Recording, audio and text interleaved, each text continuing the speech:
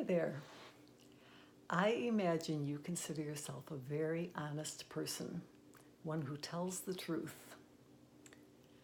I think of myself that way too, except when I'm talking to myself. I often don't tell myself the truth. Sometimes I kid myself. Do you ever do that? I'm Jean Rowe. I'm a nurse practitioner in women's health and functional medicine. I've been helping women to age healthily and fulfilled for over 40 years. And now I've transitioned out of working in medical practices to just having my own businesses and still helping people to age healthily and fulfilled, and including men this time. So I love being and having these home-based businesses, but I'm on a learning curve in terms of learning how to conduct business, right? And I find that some days I'm more effective than others. I find that I don't always tell myself the truth in terms of the amount of effort I'm putting out or how effective my efforts are that I'm putting out. And sometimes I'll think I worked so hard all day and really accomplished very little.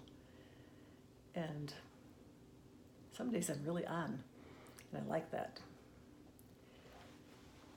But it's a matter of telling myself the truth about,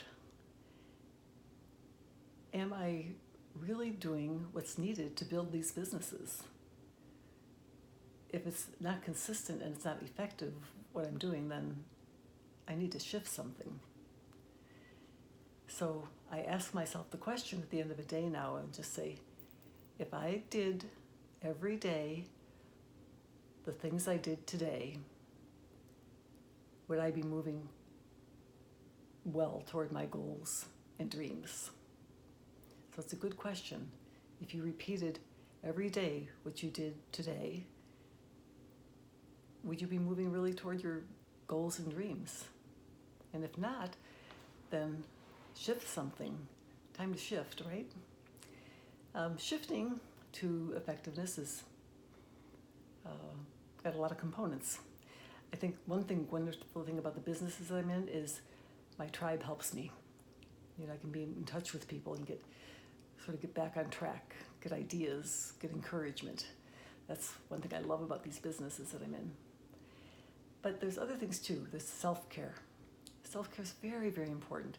Got to have a body and mind that's nourished and rested in order to be effective. So certainly sleep is very important. 7 to 8 hours is ideal, needed. Exercise is important. It oxygenates you, it relaxes your body, stabilizes your energy, gives you energy. So those things are important. Certain dietary things are very important. Over the years, I've worked a lot with people with lack of clarity as one of their main symptoms.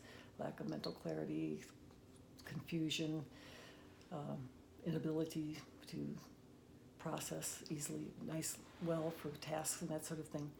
And in doing that, there's certain triggers I think that have been the worst for people. It's individualized, of course, but definitely sugar. Sugar is the biggest thing. Having sweets, it just messes with too many people's minds in terms of their mental clarity, their mental sharpness. And it can be the next day too. It's not just immediately afterward.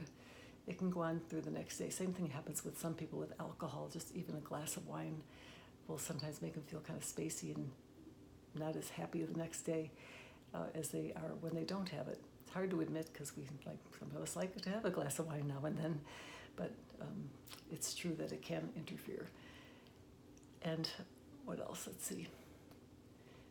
Not to overdo stimulants too. I like my coffee, but overdoing caffeine wouldn't work for you very well for being effective either. So, but there are other things to look at too in terms of how to help you be more effective through your days, and that is really being grounded and centered and clear. So some practices can help.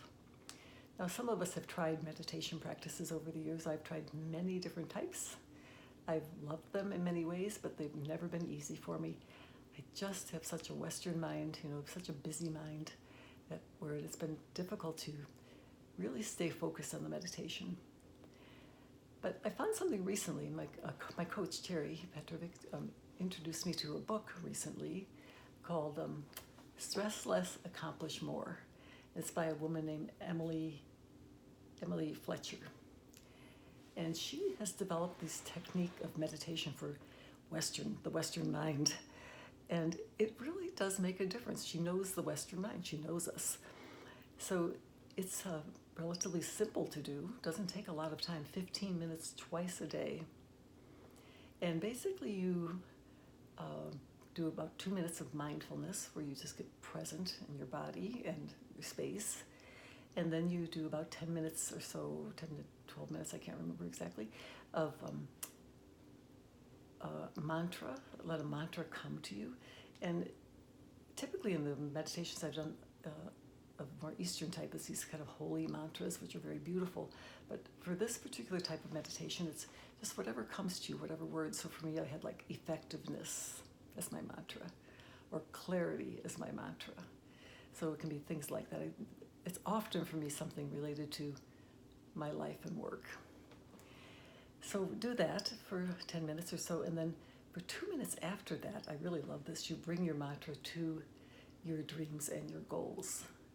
So you bring it to them as if your dreams and goals are accomplished or being accomplished right now. So you bring that to it, and it's very sweet, very effective. And then after that, you do a moment of gratitude for that being true. Very lovely, very easy to do. I tell you, it's been inordinately effective for me. Much clearer mind, much easier time focusing. So I recommend this heartily, really heartily. Stress Less, Accomplish More by Emily Fletcher. Good tool for you to utilize in realizing your goals and dreams and being honest with yourself. Thanks.